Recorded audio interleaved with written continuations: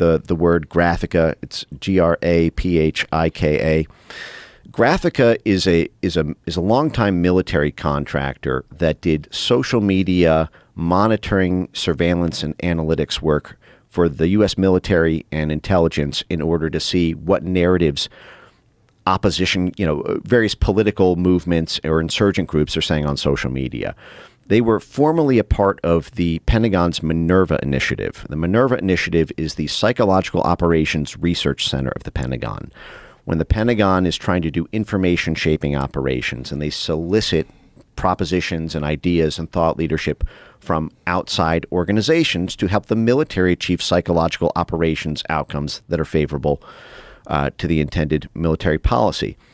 So Graphika has gotten over $7 million in Pentagon grants. It was formerly a part of the Pentagon's Psychological Operations Research Center. And Graphika was one of the very first entities to begin the censorship around the world of COVID-19.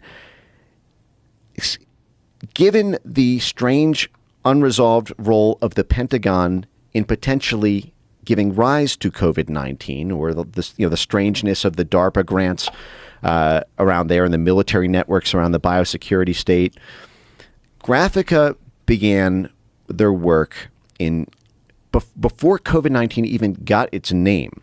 They started in their own source documents. They say they started December 16th. The pneumonia-like symptoms did not begin were December 12th, 2019. So just 4 days after. Now, they've said later that actually we started in January 2020, but we backdated our data, our AI, ingestion of all the tweets and Facebook posts in January 2020. So even if you accept that, that is still just 1 month after COVID broke out. And if you pull up their April 2020 report, you will see that they've literally scanned. Yeah, this is the one. And I have a highlighted version of it, by the way, on my on my X account as well. But so if you scroll up, so if you start on page 1, I'll sort of walk you through this. So again, this is a Pentagon-funded psychological operations research arm of the Pentagon, and you'll see it's called the COVID-19 infodemic. Because they published this in April 2020 after COVID got its name, but they started this before it did. And if you scroll down to, I think, page 5 here, you'll see. So this is, by the way, an AI generated network map of all people expressing skepticism about the origins of COVID and different conspiracy theories. So if you scroll down to page 5, it says a key analytical highlights of these maps. Okay, so you'll see that similarly, large mega clusters of U.S. right-wing accounts were diminishing the mainstreaming of the coronavirus conversation. If you scroll down to the next one, you'll see they've dedicated coronavirus disinformation map, seeded on disinformation-specific hashtags, reveals that conservative groups had a larger total presence of COVID heterodox opinions. This is right at the outbreak, 1 month into it. A Pentagon-funded PsyOps firm is doing political mapping, not in the U.S., in the UK, in Italy. So they found that disproportionately it's conservatives who need to be censored more. If you just scroll down through this, I'll show you some highlights.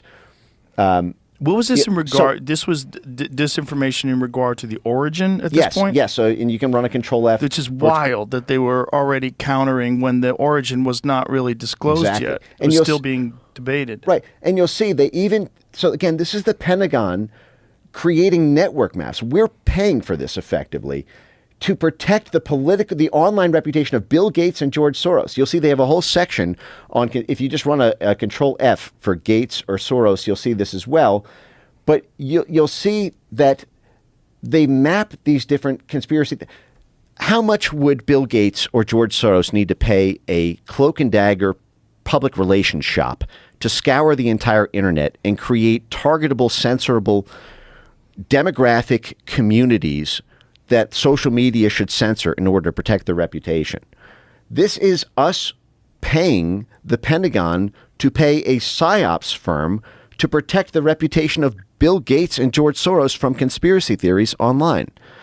And they did the same thing with COVID origins. They did the same thing with vaccines. This same group, Graphika, was a part of something called the Virality Project, which which mapped out 66 different claims of if you questioned COVID vaccine efficacy, if you questioned masks and their efficacy, if you questioned policies around lockdowns, all of that was systematically mapped. All 4 of the entities involved in the Virality Project, by the way, were U.S. government funded in terms of at the organizational level.